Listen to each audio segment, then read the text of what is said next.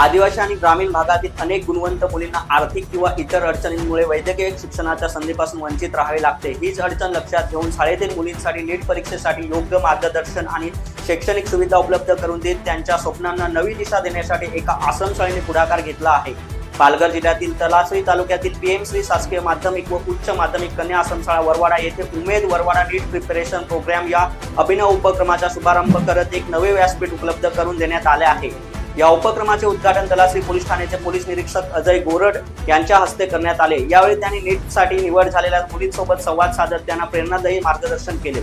यावेळी ते म्हणाले की ध्येय निश्चित करा, सातत्याने अभ्यास करा, अपयशाला घाबरू नका आणि स्वतःच्या क्षमतेवर विश्वास ठेवा असा प्रेरणादायी संदेश त्यांनी शाळेतील मुलींना दिला।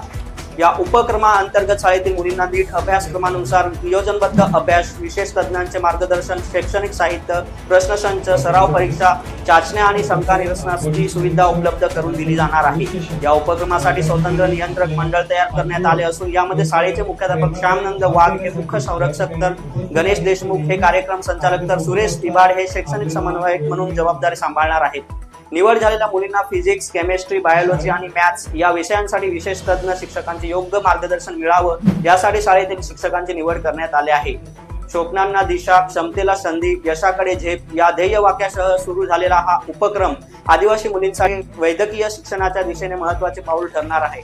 या प्रेरणादायी व्यासपीठामुळे पालक वर्गातून या उपक्रमाचे स्वागत होत असून इतर शाळांनीही अशा प्रकारचे उपक्रम राबवावेत अशी अपेक्षा व्यक्त होत आहे।